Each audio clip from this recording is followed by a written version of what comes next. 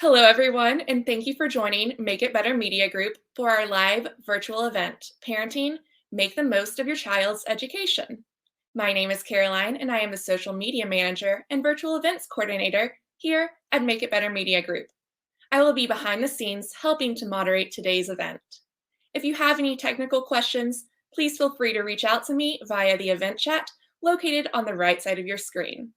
I would like to thank today's event sponsors, College Cash Solutions and Now Children. Be sure to check out their booths in our virtual expo. Gary Sipos, founder of College Cash Solutions, will join us for a special presentation on how to reduce your college costs following our main event.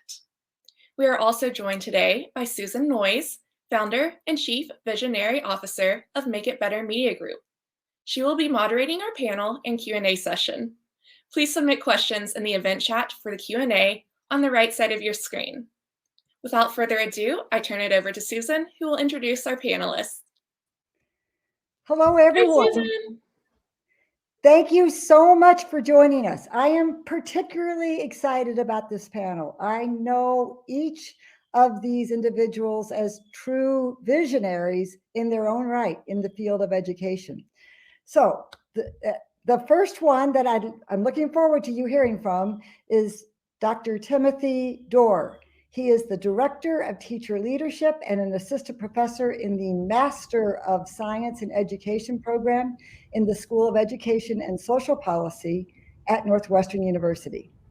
Tim has worked as a teacher leader, and then as principal of New Trier High School in Winnetka. And as a parent and as a member of the Board of Education, I very much admired his leadership, which helped transform that school's culture much for the better. I was very excited when he ended up in a position at Northwestern to advise teachers and leaders across the nation. Dr. Dohrer's major areas of research include social and emotional learning, school climate, curriculum theory, teacher education, and leadership. Dr. Dohrer, Tim, please. Thanks, Susan. And it's so wonderful to be here with everyone and be on this panel. This is going to be a wonderful conversation for us to have about a really important topic. And I've been selected, and I think rightly so, to talk about what's happening in our schools today and provide a little context that I think will set up everyone else as they talk. And so real quickly, and we just talk a little bit about what's happening in schools and what's happening with both students and teachers and parents. And that certainly begins with, I think the world we live in now in the current context around the pandemic. Let's talk about before the pandemic. We definitely saw a rise in mental health issues amongst students of all ages from preschool through college before the pandemic. We were seeing rising numbers related to stress, anxiety, trauma, depression, and general mental illnesses. In fact, in 2020, 9.7% of young people in the United States reported having a severe major depression. That's up from 9.2 the year before. And of course, in 2018, it was lower still. So we saw this progression of increasing numbers of young people reporting issues of stress, anxiety, trauma, things like depression. And we were also seeing younger and younger kids being affected by anxiety and depression. I know I did some of my first workshops with preschool educators 3 years ago. And so, we're seeing younger and younger kids exhibiting some of these things that we would normally only see in adolescence. Unfortunately, we also still have a big problem that only 60% of young people are being treated for their mental illnesses. So we've got a real disconnect, real problem. We've got an increase in mental health issues across the board, and a majority of our kids are not getting the treatment that they need. Now, throw into that mix now the pandemic and what we've all been through, and I've said we are still in this trauma event. The pandemic has been a terrible trauma event that is continuing. I've said it's like we're still in the tumbling car going through the air. And so when you're in that kind of traumatic experience, it's difficult for our brains to be able to make the kind of good decisions that we normally would make. It causes a tremendous amount of stress and anxiety, and it's really hitting our kids hard. We know that in 2020, 52% of 13 to 19-year-olds reported they were very concerned about their mental health needs and their families' mental health needs.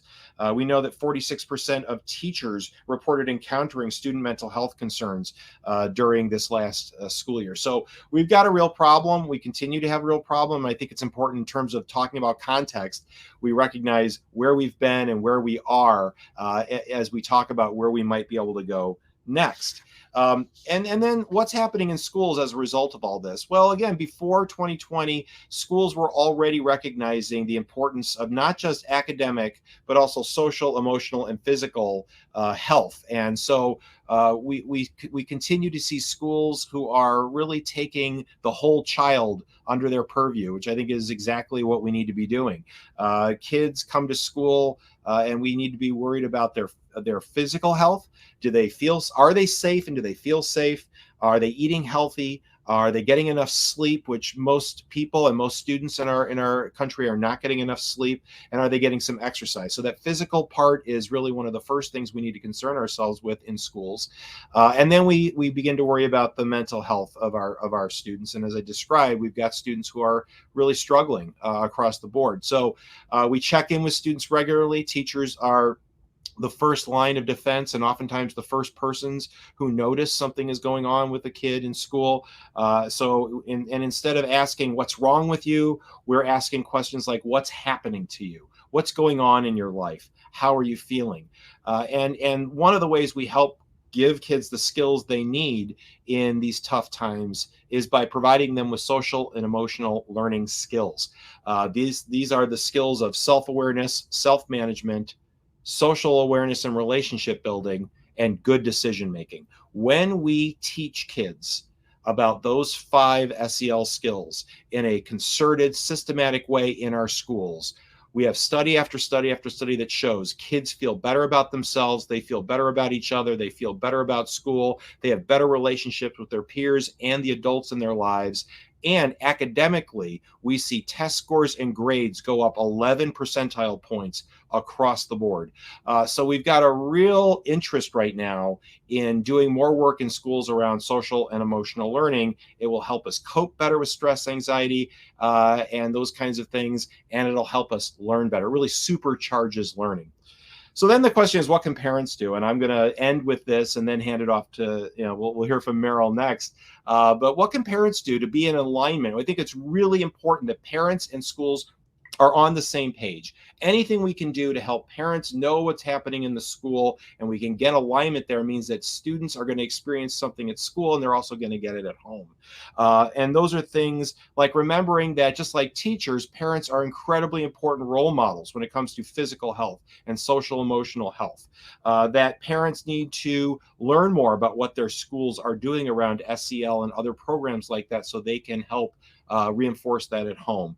And of course, the most important thing is you're knowing your kid well, knowing your child well. You are the most important person in their lives. And so asking them questions like, how are you doing? How are you feeling? Is more important than asking, how are you doing in math? How are you doing in social studies? How are you doing in English? Ask them how they're doing, how are they feeling, and then to listen mindfully, to really listen to your children. Don't sort of tell your own stories or get into sort of this back and forth. Just sit and listen. Be a person they can go to talk to, and that's going to help them immensely. And then the last thing is we all have to do as teachers and as parents is we have to meet our kids where they are. Don't fall into the trap of having these expectations for your child for how you think they should be.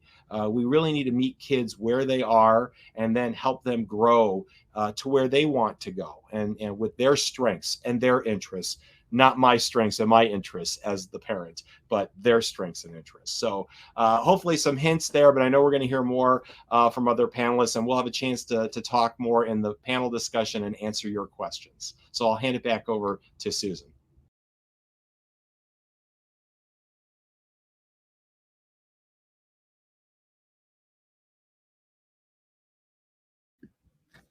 Thank you so much, Tim. I'm taking notes. You said a lot. I have questions, and my guess is that members of the audience have questions too. Please make sure to send Any questions you have at any time, we'll stay on top of them and ask them on your behalf when we get to the Q&A section. Next is Dr. Meryl Lipton, who is a behavioral child neurologist. Her targeted clinical practice serves children with mild to moderate neurobehavioral learning and social emotional issues, including ADHD, dyslexia, high-functioning autism, and other academic challenges. It is not hyperbole to say that she is the leading pediatric neurologist with an education Ph.D. who specializes in learning styles in this country. In Chicago, she is particularly well known for founding the Rush Neurobehavioral Center for Children. She now lives in Marin County and works with leading schools and researchers in that area.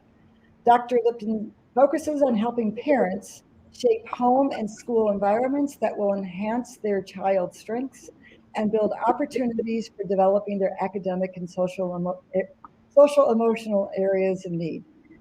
My favorite thing about Dr. Lipton, though, is just the essence of her being and the way she helps all parents ground themselves and think more wisely about their children. So I'm so looking forward to hearing from you, Meryl. Hi, it's great to be here. I've known and loved Susan for many decades and appreciated the work of the other people on this panel. I just adored hearing about how Tim talked about social emotional learning. And in the late 90s and the early 2000s, I worked very, very hard at understanding SEL and getting it into schools.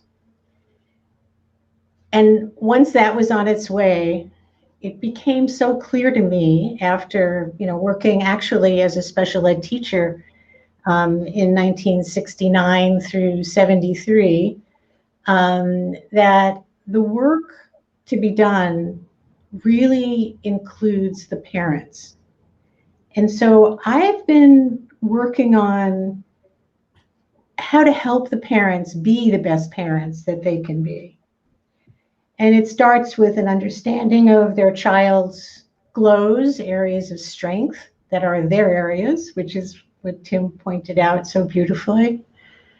Their areas of grows, things that they need to, do a little muscle development in. And then develop a home environment where those glows grow and the grows grow.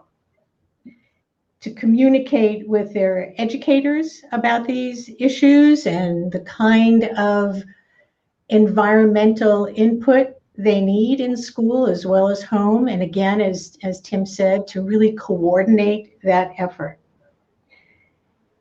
So the other thing that I noticed over the many years of seeing patients and their parents is that the most important thing on a clinical basis that predicts great outcome for kids, being the best they can be, is really their sense of self. And so that's yet another thing for parents to work on. And I have found that after helping to establish SEL for kids, I needed to do that somehow for parents. Because what it takes from parents is a tremendous understanding not only of their kids, but of themselves, which allows them to see how they affect their kids, where the roots of their parenting came from, so that they can put all the information together about themselves and their kids and really become the best parents that they can be. And so I'm busy working on, taking that apart and putting it together in a teaching digital framework. And I am finding as I do that like we have had and still have lots of work to do with SEL in school, we have lots of work to do for parents on SEL. And that will hopefully help them to understand their kids, understand the educational stresses, and certainly now in the pandemic, understand their own stresses and their children's stresses, and put together an environment that grows a positive sense of self. So that's my message for today. You know, that is a very new approach, and I look forward to finding out more about how parents can develop their own SEL, and I'm certain there'll be questions about that. Thank you. And next is Matthew Pietrafetta, and if I mispronounce that, I am so sorry. I am a fan of Matthew's too. He founded Academic Approach Tutoring Services in 2001 in New York City. It has grown to serve thousands of students and families with a mission to mentor students while building their skills and confidence. His business is now in New York City, Chicagoland, and the Boston area. Matthew currently serves as the Chief Executive Officer, supervising the organization's instructional services, curriculum, and technology development. He earned his Master's of Philosophy, Master's of Arts, Master of Philosophy, Ph.D. degrees in English Language and Literature at Columbia University in New York City. After teaching at Columbia's core curriculum and preparing the New York City high school students for college entrance exams, he worked to define a model of test preparation based less on strategy and more on skills development, more on really understanding the child. Academic Approach views test preparation as a means to an academic end, teaching vital college readiness skills that not only raise scores, but also prepare the students for success elsewhere in life. Matthew. Susan, thank you for having me. Tim and Meryl, it's a pleasure to be on the panel with you. You know, what I've spent 25 years doing is looking at a certain point in the development of the child, typically around 16, 17, when they are preparing for high stakes exams, ACT and SAT, to get into college.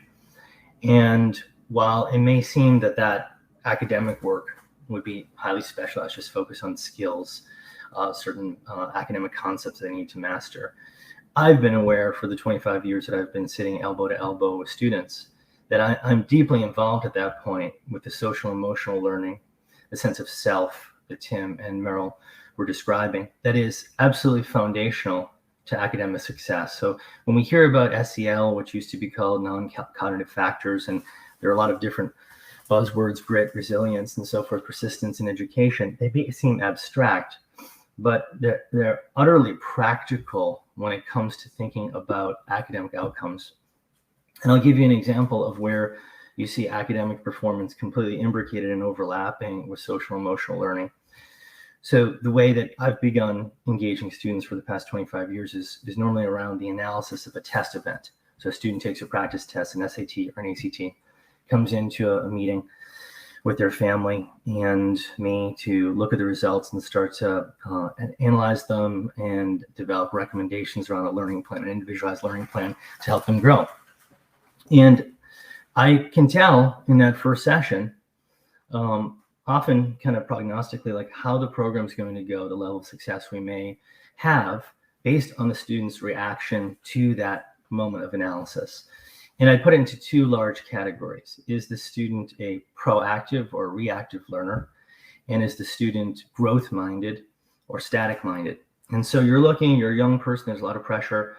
You're in this setting, looking at, results, data back, like a grade or a score, like a report card on how you did. And your parents, they're observing it, and you are confronted with errors, mistakes that you made.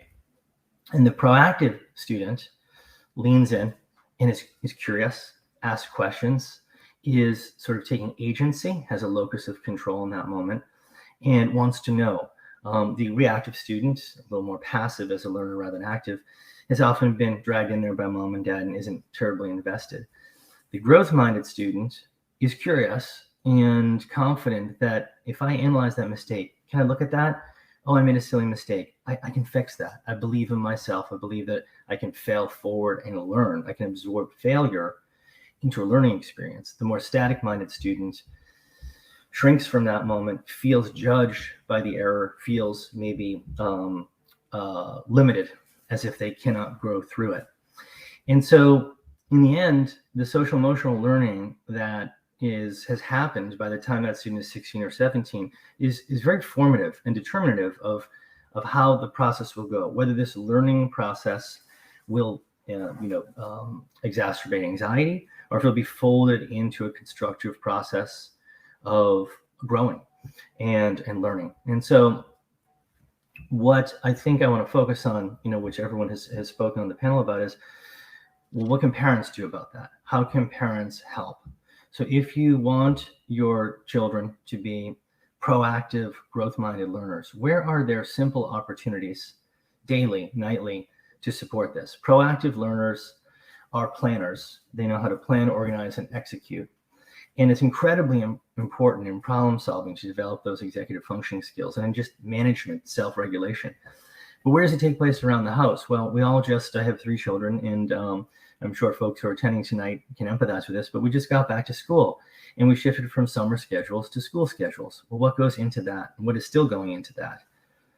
Picking out your outfit the night before and not having a chaotic morning of running around to figure out what you're going to wear. Planning your meals for the next day, packing your bag in advance, having nighttime rituals and routines and morning ritual routines that are anticipated, that are proactively planned, that will minimize the stress, the reactionary, chaotic moments that we all experience around our home. And it will engage the student in the rehearsal of these types of skills, these planning and organizing and executing rituals and routines that we know in order to be successful in life, both academically and in life, we need to get good at these things. So how can you engage in a dialogue in which the student takes agency? How should we prepare? How should we plan? What should our schedule be? Have you thought about what you want for lunch? Have you packed it in advance? Should we create a checklist together? These sorts of skill building moments as parents, they might seem trivial, but they're transferable. They're tremendously important because now the student has developed routines and rituals to deal with anticipating the future, to plan and prepare and become more proactive. In terms of being growth-minded versus static-minded, we sometimes are inadvertently involved in cultivating our students' static-minded thinking rather than growth-minded. Rather than asking, what was your grade on the test? Did you get the grade back, and did you meet with your teacher to learn from it? I don't care if it's a perfect score or a failing score. There's something to learn in dialogue with your teacher. So the grade is not the be-all end-all. It's absorbed in a process of learning. If it's a succeeding or a failing grade, it's still absorbed in a process of learning. So encouraging students to self-advocate, go for office hours, seek feedback. If feedback becomes something scary, something that makes them feel judged, limited, then the process of learning, which involves failing forward, what I call first attempt in learning is failure, is to fail. That feedback cycle is no longer productive and safe. It feels constrained, it feels static. But if you can cultivate reflection, self-advocacy, feedback seeking from adults, then whether it's good, bad, or indifferent, it's a learning opportunity. And guess what? It's not just one of those. There are multiple of those, and they'll be going on forever and throughout their lives. So in those 2 ways, to think about in what ways throughout the day and the ways I talk to my child, the way I model for my child, can I help them become more proactive in their planning, organizing, and executing? And in what ways, by the way, I talk to them about their performance, encourage them to seek feedback from a coach. Maybe they have a bad game, but why? What could they do? How could they improve it? To make feedback and failure part of a learning cycle that is productive and pushes them forward. Matthew, that was great. You gave us some very constructive parental hints. And the truth is, I could still use that in my life, even with my grown children. Now, I'm very excited to go to the Q&A part of this. And I'd like to actually start once again with Tim's definition of SEL. So you said there are 5 factors, and you rattled them up. I couldn't write them down fast enough. And I would especially like to know where parents can go to learn about this. Sure. What are the online sources or others that you recommend? Sure. So one of the most important organizations that's operating today in the social emotional learning world is CASEL, the Collaborative for Academic and Social Emotional Learning. And CASEL is actually located in Chicago. Was founded at the University of Illinois, Chicago, and is really the preeminent organization that works with schools and parents today. So you could go to casel.org and get a lot of information there. They're a wonderful website. And CASEL really talks about social emotional learning in those 5 different areas that I mentioned. And I'll slow it down a little bit. So 2 of them are really about the self, and it's very much what Matthew was just talking about. And that is self-awareness and self-management. And this is probably the best place, I think, if you're going to focus in one area with your kids. I think self-awareness and self-management is probably the place to start. And it's really what Matthew was just talking about, is that ability to be aware of my strengths and my limitations, and to be honest about that, and being able in the moment to say, what's going on in the world around me and what's happening to me right now, and what are my strengths and my limitations. That leads us to the second SEL skill, which is self-management, which is exactly what Matthew was talking about. My ability to set goals, my ability to say, here's what I need to do next. Here's how I can plan better. That example of if I'm frantic in the morning with what should I wear, why don't you lay it out the night before? I mean, it's a very, very simple but powerful thing to do. And we, again, teachers are teaching kids this all the time. Parents can do the same thing. The second 2 now start to focus on other people around me. It's social awareness and relationship building. Social awareness is my ability to understand the body language of someone in front of me, to the words that they're using, the tone of their voice, their facial expressions, which again, for little kids, it's hard for them sometimes to discern between fear and anger, for example. Those are 2 difficult, by looking at someone's face, just a picture. But there's things we can do to help kids begin to identify what are emotions, what are people feeling, how am I, how are other people responding, what are they doing? That allows us then to do the 4th one, which is to build relationships. And Meryl will tell you that, the greatest thing we can do to build resilience in kids is that they have a strong relationship with someone in their lives, whether it's a peer or an adult. We know more and more that that's not only something that's helping to build preventative resilience, it helps afterwards as well to refill our buckets. And then the 5th is we want the kids to use all 4 of those skills to make healthy decisions. And when we talk about pre-adolescents and adolescents and young adults, the ability to make a good decision, to make sure that our brains are in a place where the prefrontal cortex is making the decisions, not the amygdala, where we're not making emotional decisions, but we're making cognitive decisions. That is the difference maker between making a good decision and making maybe a poor decision. Matthew or Meryl, do you want to add any more? Well, I think, being that it is September 2021, reading emotions has really been affected by masking. And so as parents, keeping all of that in mind so that you spend a little more time on that for all kids, and especially those kids where that stuff just doesn't come so naturally, is of the utmost importance. Spend quality time with your kids. Ask questions that are open-ended and be present to the listening, that part. Yeah, and I think they do what Matthew was saying, is that childhood, adolescence, it's a time for making mistakes, and kids are figuring out their emotions. One of the if you have not seen the Disney movie Inside Out, it is one of the most important films that's been out to really help explain these things. We make mistakes all the time. Our emotions get the best of us, and as kids, we're figuring that out. We don't know these emotions. Some of these emotions are brand new. Some of them we don't know how to respond, how to do, and so we're making mistakes. And so I think this idea of really tapping into kids' emotions and understanding that things that we can't see this, that really gets in the way of kids being able to discern all kinds of things. It's harder. We have to work harder to make that clear to our kids and to talk about the emotion. So in terms of mistakes, I have, starting as a teacher and going on, always loved mistakes. I think they're really important and essential. I taught preschool kids, making a mistake gave you a check because a mistake is an opportunity to learn. That's right. And when you can see it that way, you don't feel shameful. You don't feel like you're stupid. You feel like, okay, let's go from here. So I think mistakes need a special place in our lives as teachers, psychologists, parents, doctors, whoever. Let's enjoy them. Yeah, I tell my students that there's no true learning without the analysis of error. And as a parent, where it becomes tricky is when you're in the moment of seeing your child make a mistake.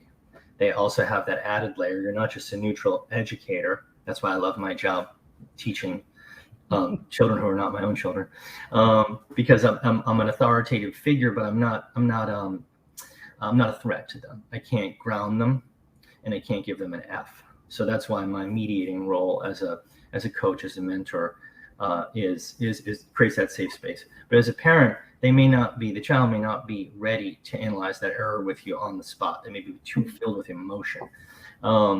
So where is the time of the day when you have that reflection? Hey, let's talk about what happened earlier. What could we have done differently? I find that personally challenging, that I want to teach, I want to coach in that moment, but the child's not available to learn. And so it's a little tricky. It's a little tricky for a parent to also be that teacher, but we are those primary teachers.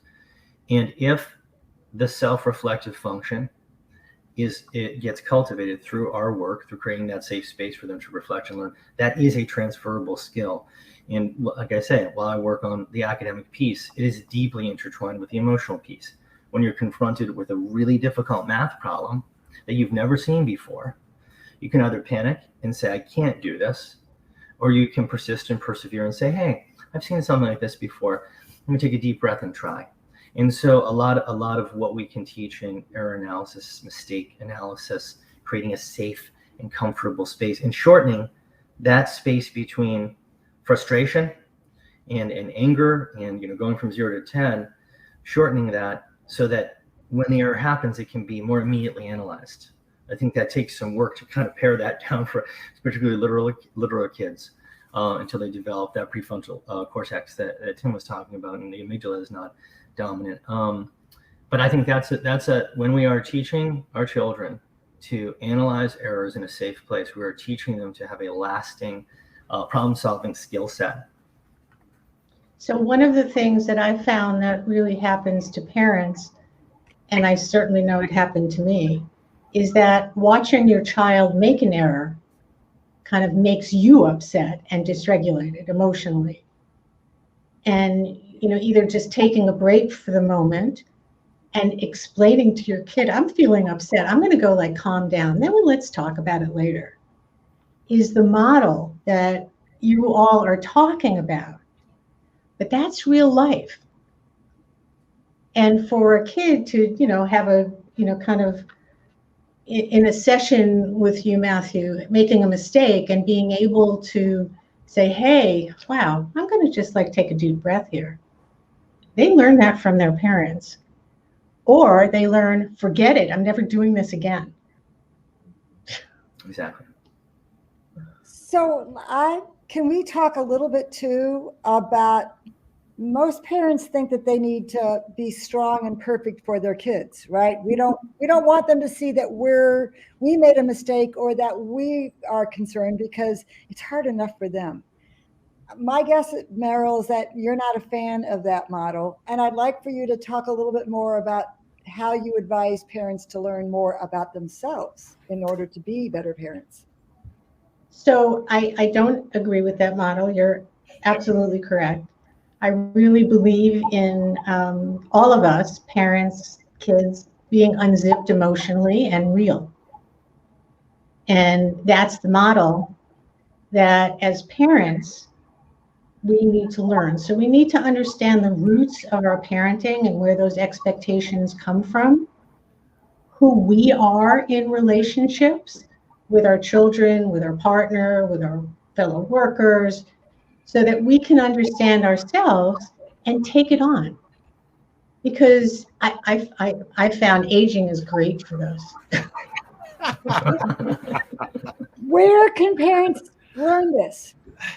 Well, I'm trying to make a place for them, but there are lots of places. I have run a series of support groups for parents whose kids have some mild to moderate issues. And boy, have they learned these kinds of things in those situations. We're working on an online program, Embrace and Shift, that will bring that to the individual parent. First, they have to want to, though. I would add. When you're ready, That's right. And I would add, there are schools that K-12 schools, preschools that are offering workshops to parents about social emotional learning skills. So we know that, and by the way, teachers are getting this all over the place. This fall, I worked with several districts in August that on opening day, they were talking that, the superintendent from the top down was talking about social emotional learning skills of the teachers. And really great districts are reaching out to their parents and saying, let's create a workshop to learn about self-awareness and self-management of adults. If you are a parent and you're anywhere connected to your PTO, your parent-teacher organization, you should go and say, hey, let's do a program on social emotional learning. Let's have a speaker. Let's have someone in the community, or have one of the teachers who knows a lot about this. Let's have them come and talk to other parents about this. And then I'll add the real place we need to go is SEL of non-parents of the community. And there are some organizations around this country who are saying we need to do better in our workplaces, in our community spaces, where adults are thinking about their own self-awareness, their own self-management, and their relationships with each other. I'll tell a quick story where this became real clear to me. I'm standing in the line at the grocery store, and I saw two men almost get into a fist fight in the 10 item or less line, because one of them had 11 items, and the guy behind him was tapping him on the shoulder and getting into his face. Wow. Are you telling me this is what's happened in our country, not to go off on a rant here, but if we were all more attentive to our own awareness of ourselves and management of our emotions, the ability to set good goals and to relate better with other people, our world would be a very different place. I totally agree with that. And I love, kind of the generalization of the model of SEL. I can tell you from, I've always, when I have a new patient, I see the parents, and then I do a school visit and I observe in the classroom. And what I have observed in the classrooms is that so many of the teachers, have their own glows and grows that get in the way of a kid who's not doing well because it makes them feel bad and guilty.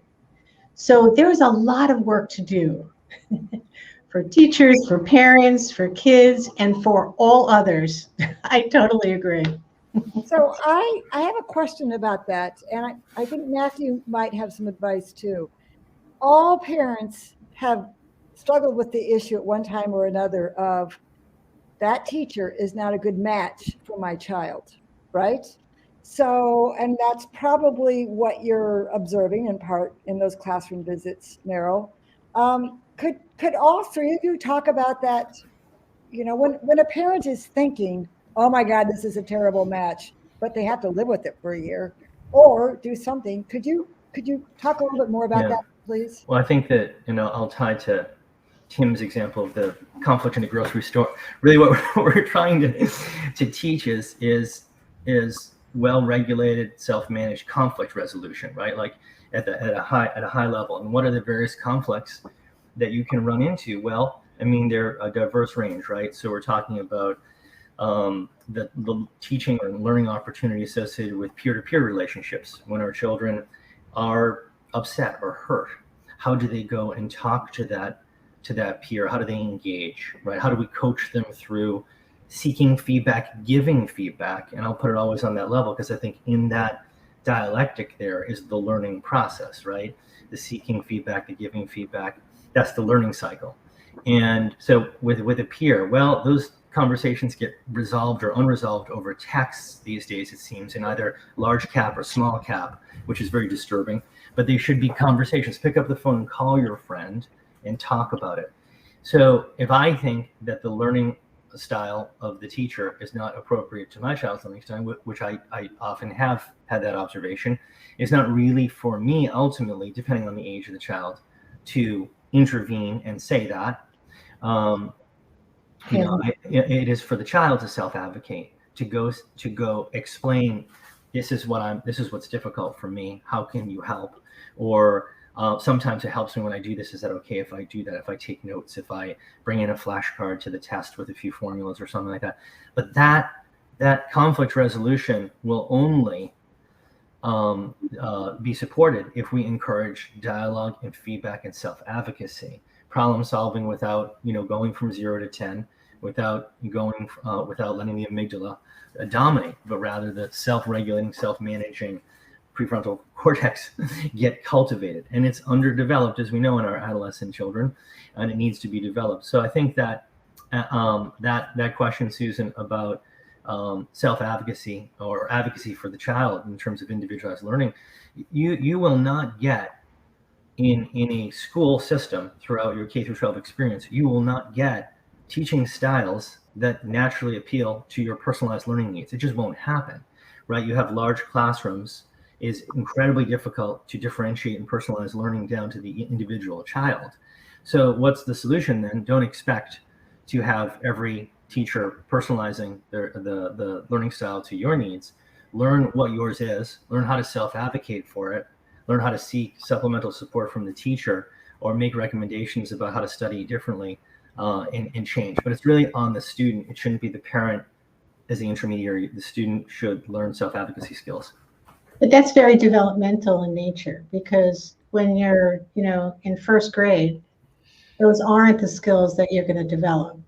But you do have experiences, and I have, seen this, experienced this throughout my life and the life of all the kids that I've seen. Some teachers just fit better, right? And it's a personality style. Or for those kids that I deal with, it's tension around anxiety around the kid not doing well and how that reflects on teachers. My own kind of approach to teachers, and I work with them so that they can create a best fit environment, is to really start where they are.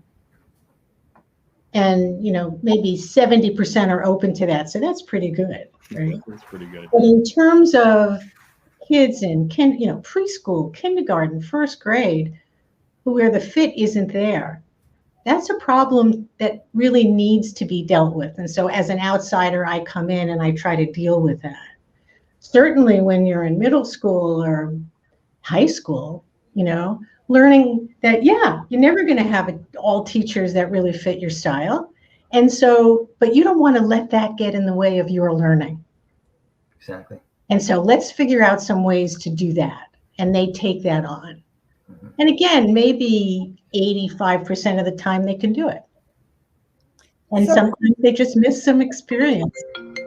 In the chat is a really good question related particularly to this, which is that it seems some kids they are more comfortable emailing teachers, reaching out to teachers than others. And, we've talked about the importance of kids, of motivating them to become more proactive. What's your advice to parents who still don't see they're trying, but they still don't see their kids advocating for themselves and feeling comfortable reaching out to teachers? I think you really need to look at why that's happening.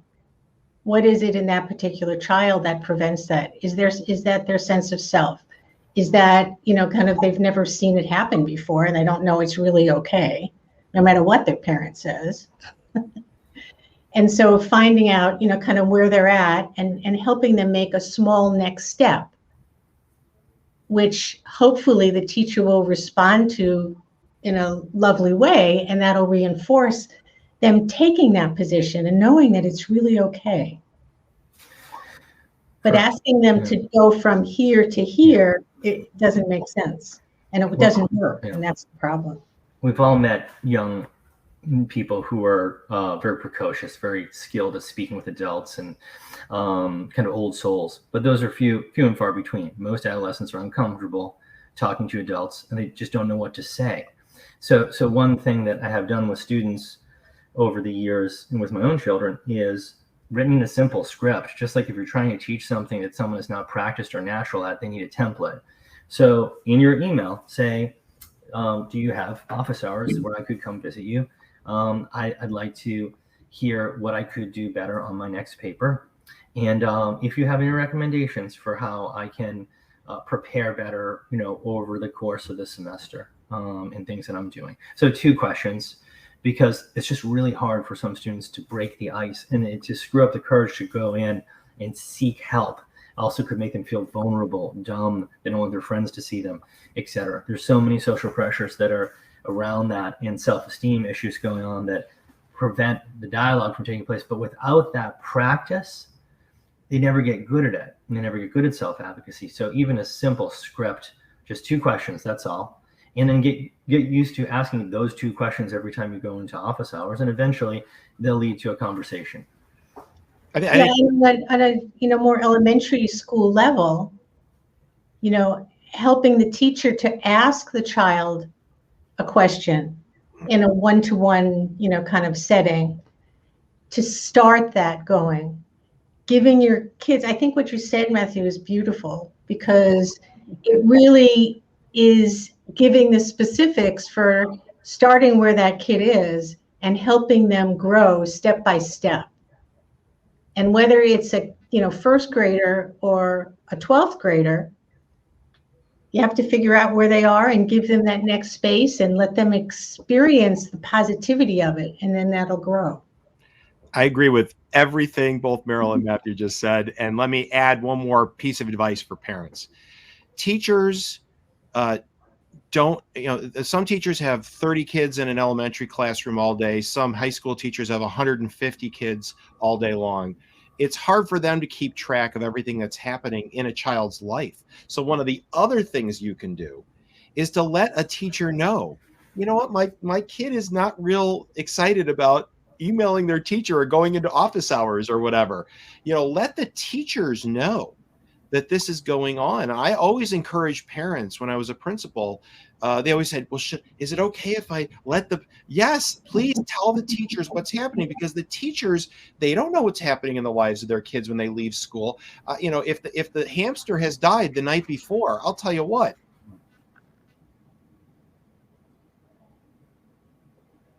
Oh, he froze. Yeah. Well, what's on the other end of that is important. I want to hear it. I need to hear it.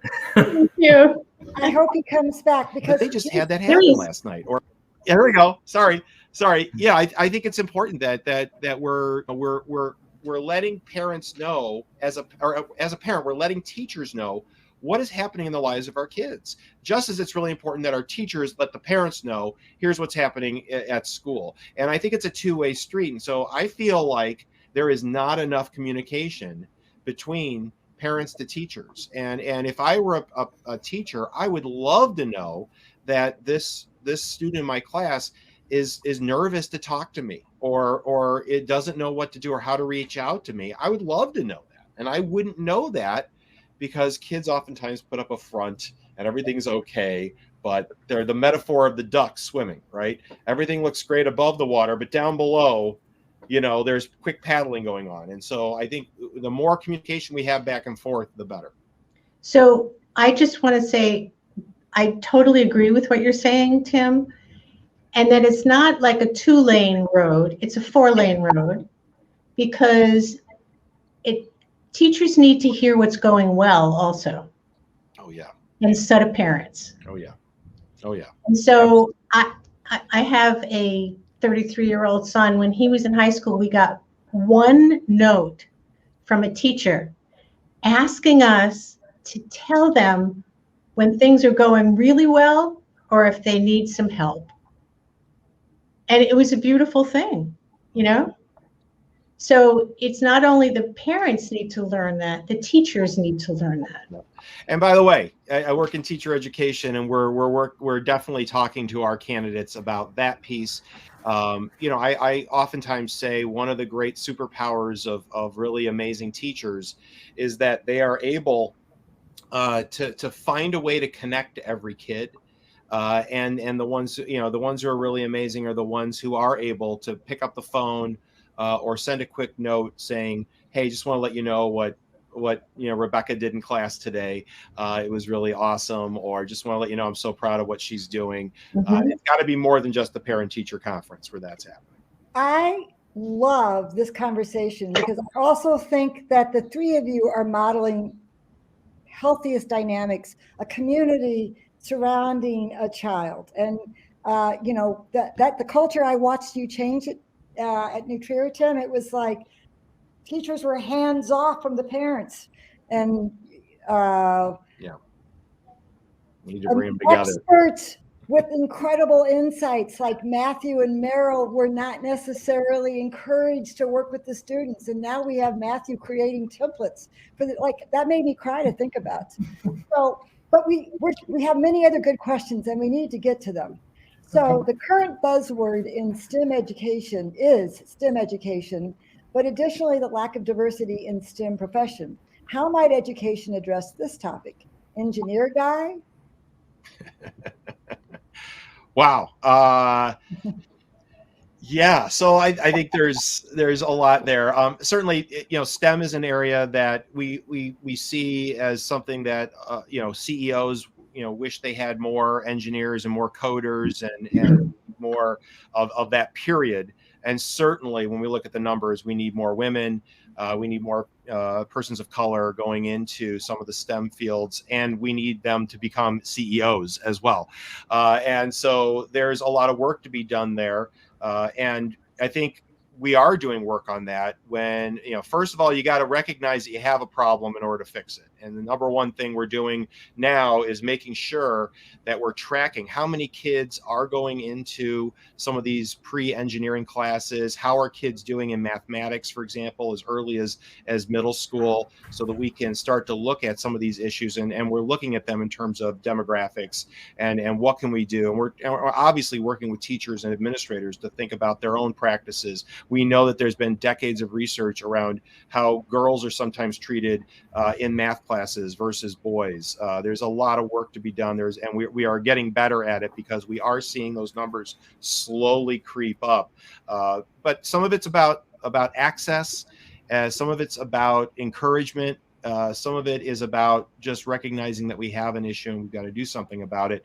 STEM isn't the only thing in the world. I'm an English teacher by trade, so poetry, arts. We also know that the top 5 skills that CEOs are looking for in their employers, usually 4 of the 5 are all the SEL skills that we've been talking about. And many of the things that Matthew has been saying and all the things that we've been talking about, we've got to get better at that as well. And that will open up, by the way, fields like STEM and the engineering sciences where we have a dearth, unfortunately, of women and people of color. And also we need to work on the acceptance of women and people of color in those positions, which is, kind of a more general cultural problem that we seem to hold on to. Yeah, we need diversity everywhere, because when we have a diversity of views, we have a diversity of experience, we end up solving problems that wouldn't have been solved if those people weren't in the room. Beautifully said. Christine Lapones asked thoughts around motivation. Can you teach a student to be motivated to care about school? What a great question. I think so. Yeah. I mean, can you teach a kid to be motivated about, one particular thing at all? I mean, I will go back to something that we've talked about, which is motivation is an intrinsic thing. And it comes from who I am. And I am very different than you. and I think, again, if we meet people where they are, this is meeting kids, meeting adults, we meet kids where they are. and we really listen and we dig into what are their likes and dislikes, and what are they interested in. It may not be the things that you're interested in. It may not be school. I can tell you right now, I've got 3 kids, and 2 of them do not like school. How do you think that feels? I'm a principal. I'm a former principal. I've been an educator for 31 years. My kids don't like school. Feels like a really, really good challenge. It's a really good challenge, right? So what am I doing? How do I help them get motivated about school? I'm thinking about, I talk to them and I ask them, what are you interested in? And one of my kids is interested in graphic design. Another kid is interested in music. All right, well, let's make that the thing that I know there are kids who get up every morning and go to school because of their club after school, not because of math, science, social studies, English, foreign language, and everything else. We've got other kids who get up every day because they look forward to gym. I'm like, what? You look forward to gym? So we got to really open up ourselves to say, what is really going to be the thing for them that's going to help them? And I think we connected to what Matthew was talking about is, what are your goals? Ask them, what do you want to do? Where do you want to go in the next day, year, years? And I'll be the kid. You ask me the questions, Tim. Yeah. Okay? Go ahead. Whatever. I think there's a lot that we've been talking about that's directly connected to this question, and you cannot force motivation on a kid. You just can't. You have to dig around and find it and grow it. Exactly. I'd also say there's, in terms of, to add on to what Tim's saying, motivation for what? So just take within an academic achievement context, you could be motivated by performance, that I will get the A, that then I'll get that dollar bill my parent offered me if I get the A. Right now, I'm motivated for performance, or you could be motivated for mastery, which I'm really curious about this. I want to get really good at it. Like, think of a child becomes really absorbed in, a musical instrument, really wants to master it to perform a piece, but it's really the mastery of it. It's not the dollar, it's not the A. And so that it's a different engagement in the process of learning when you are motivated by one or the other. And those students who are motivated by mastery, you can see it immediately in the instructional dialogue you have with them. They will ask follow-up questions, not just what's the right and the wrong answer, but why is that the case? Can you do it this way? Would it be wrong to try that? Those are really meaningful questions, and it leads to deep learning. So the motivation, what we're looking for is certain types of academic behaviors I'm talking within the context of learners when it comes to how they engage classroom material or academic subjects. And those behaviors, when a student is motivated by performance versus mastery, are very different. And the ones that are the behaviors you see associated with students who are motivated by mastery are excellent academic behaviors that are lasting, that are transferable, and that will stay with the child for a while. So I think that's a question to consider too for the audience member about what type of motivation are we looking for, and what behaviors do we want to see as proof of that motivation, right? Is it a perfect GPA? I don't know. Or is it the way the child engages their education day to day? And the question is really, kind of what does a parent can do? What can a parent do? And so they first have to recognize how their unmotivated child makes them feel about their parenting and themselves. What motivated them, right? And then connect with that kid about how hard it must be to be in school and not be motivated.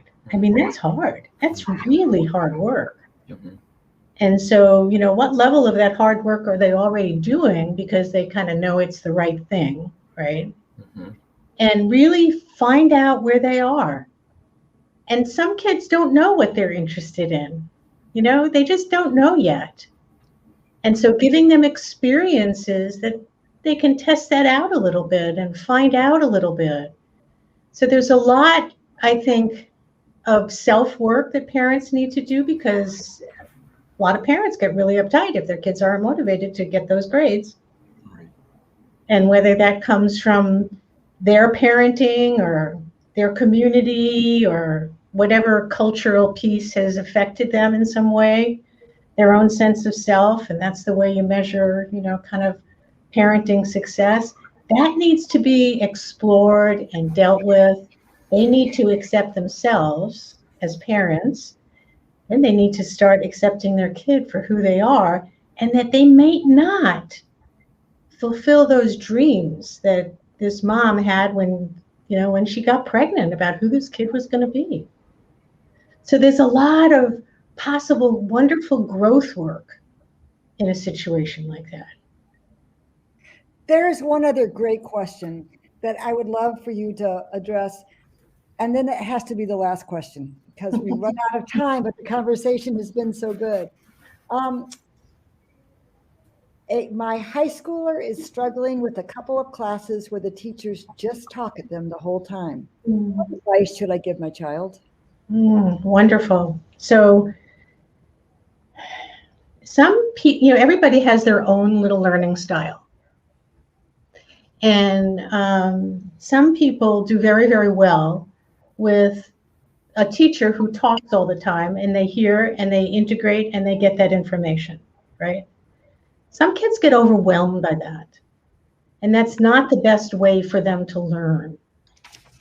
And so, maybe the teacher can give them an outline and that they can have a way to kind of think about it.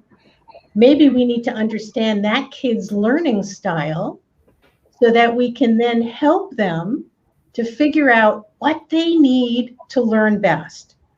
And when they find themselves in a situation like this, they need to ask for that.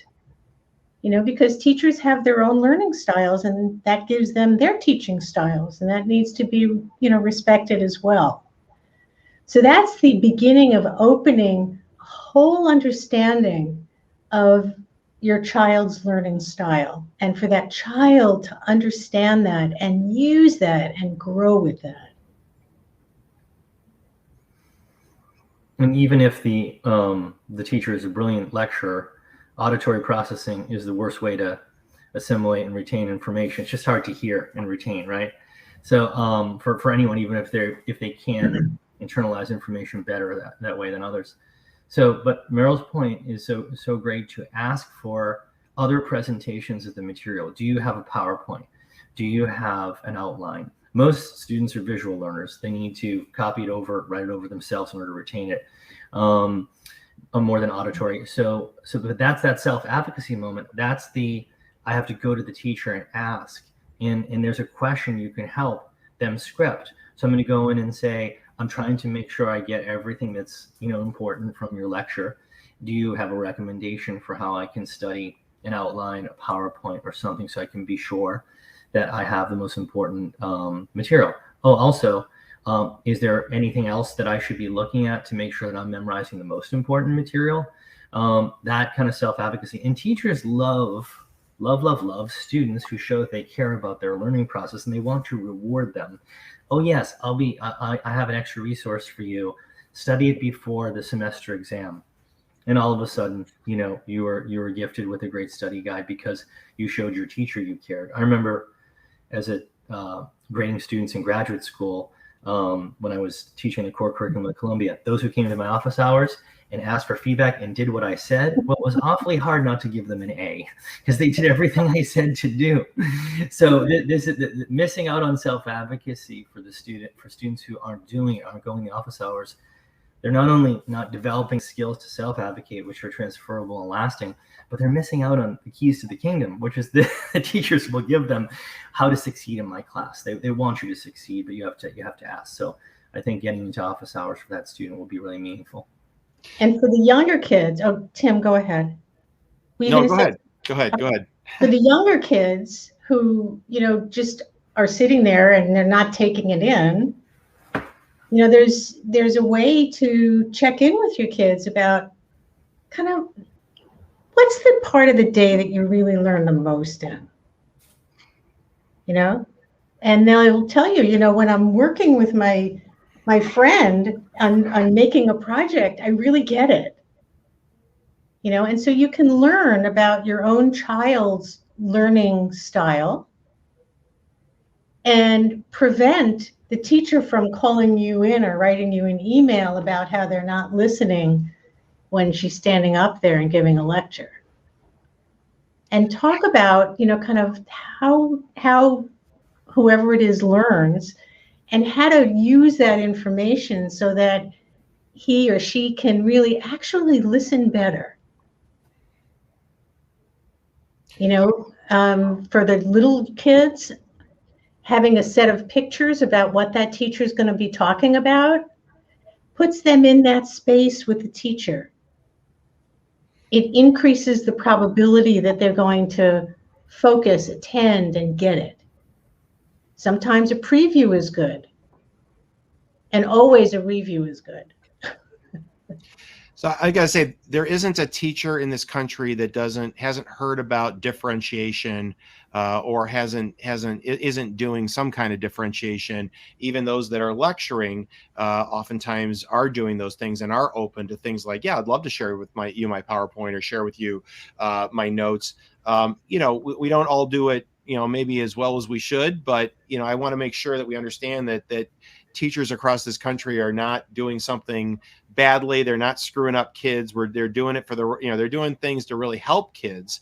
And these are part of what is difficult about change in schools, is that we tend to replicate everything we experienced as kids. And so one of the things that's really hard still is we're being dragged backwards into the 20th century still in our schools, because the model we have of teaching and of learning is kids in a row facing the teacher and the teacher lecturing. That model of education, which is grounded in 100, it's going to be 100 years ago. It's hard for us to break that cycle. And so it's hard for teachers to break that cycle. They're trying. I mean, we teach, all kinds of teachers in training on how to differentiate the curriculum, how to do things multiple ways, to not just lecture. We don't shy away from lecture, but we don't think that lecture is something that everyone should be doing all the time. That's not how all kids learn, exactly what Matt and Meryl have just said.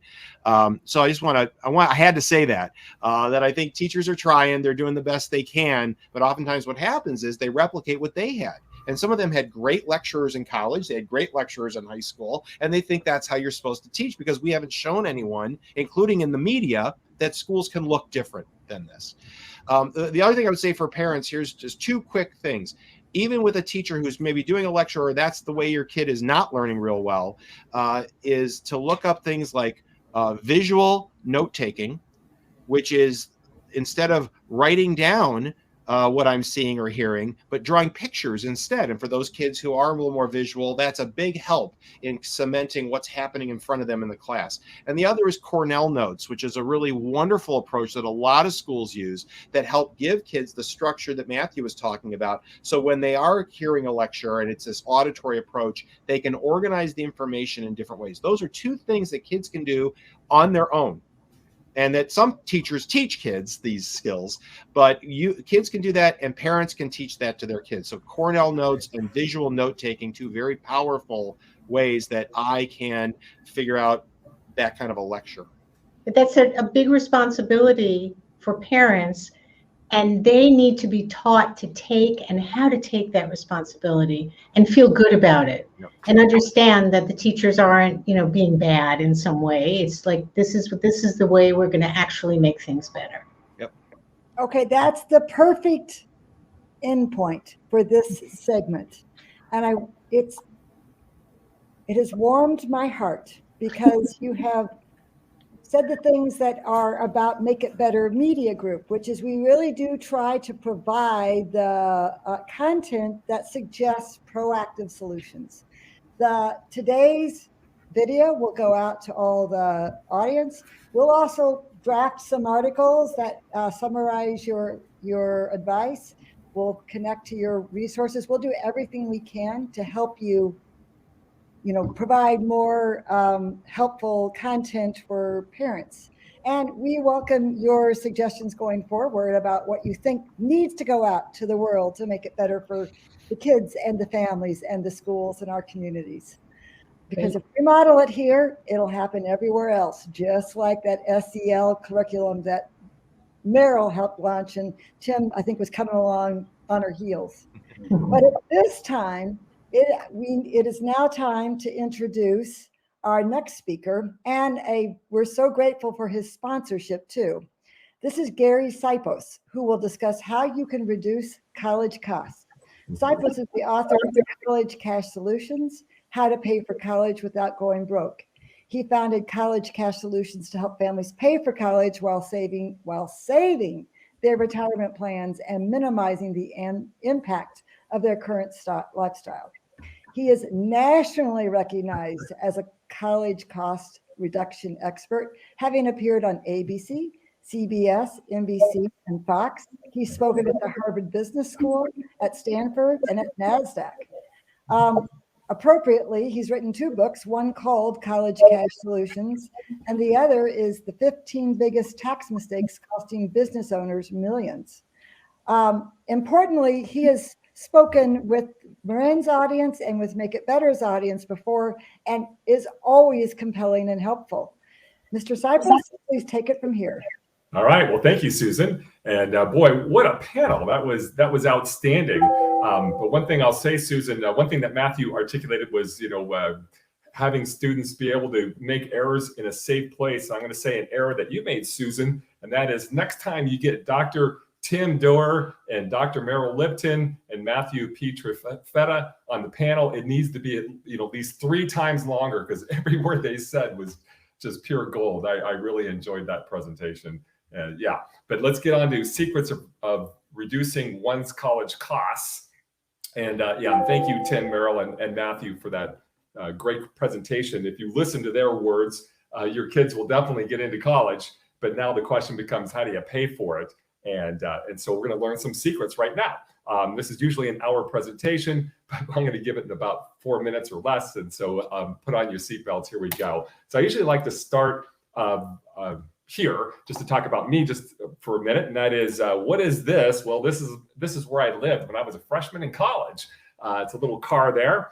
And I grew up sort of poor and homeless, you could say, at certain times. And but then this is after college. So I attended college, and here was me giving a talk at West Point next to a guy named Buzz Aldrin. I designed this little helicopter for the U.S. Army called the Apache A-64.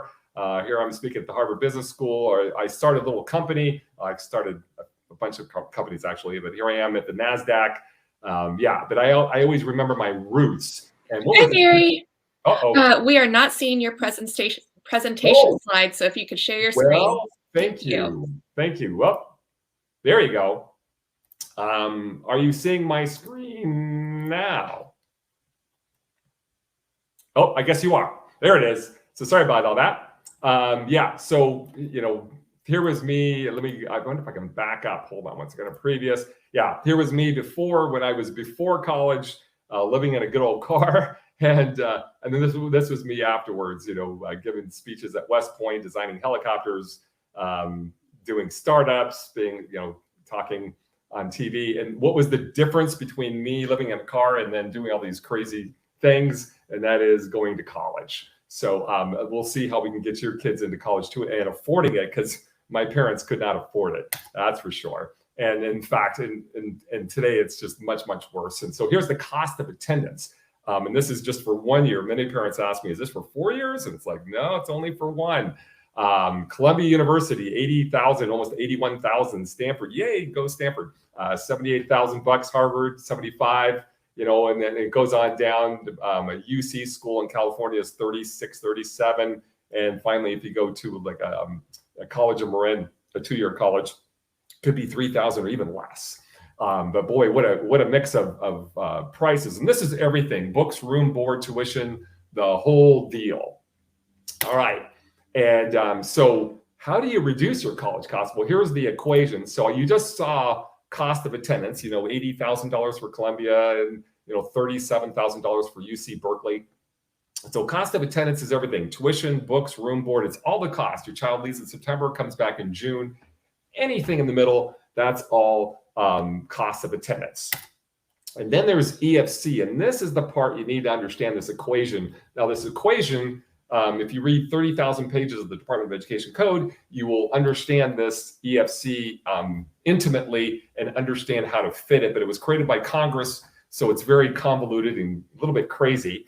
and it's based on the parents' and students' income and assets and ages. And it doesn't matter how much money you have, it matters where it's at. If money's in this pocket or over here, it hits the EFC equation hard. If it's over there, it doesn't hit it at all. And somewhere in the middle, it hits it at various levels. And so you can fit this equation well if you know how to do it, or if you know the equation first off. And so that's the key. And the lower your EFC, the bigger the award.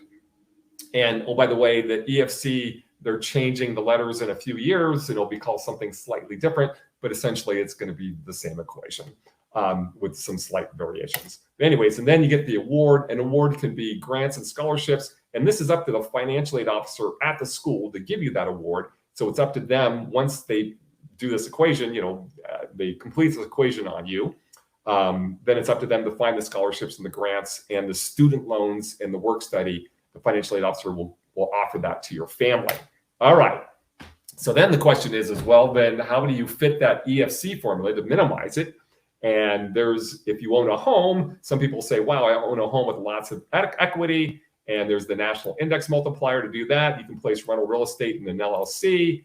You can unwind 529 plans and reinvest them, into different, 529 plans. They work against you. You can transfer money from kids' names into parents' names because if a child works at a school, works and saves money for college, that works against them in the EFC. It's crazy. It doesn't make any sense. You can income shift if you own your own company, and there's many other things, many other strategies if you read all the pages of the Department of Education code. So you fill out the FAFSA and the CSS profile, and you want to fit them well. And the biggest thing is if you use common sense, I hate to say this, but you'll blow it. And and this I just want to say is I do financial processes. So there's all sorts of financial processes like, let's see, reducing your college costs. It's a financial process because it doesn't matter how much money you have, it matters where it's at. So I just move your things around or restructure your real estate or whatever, and then you get the money. Most advisors are just looking for rate of return on your mutual funds. And so I work in this red area. So just some insights, know which colleges are generous or not. There's lots of money. If you're on the West Coast, look up the Witchy Wooey program.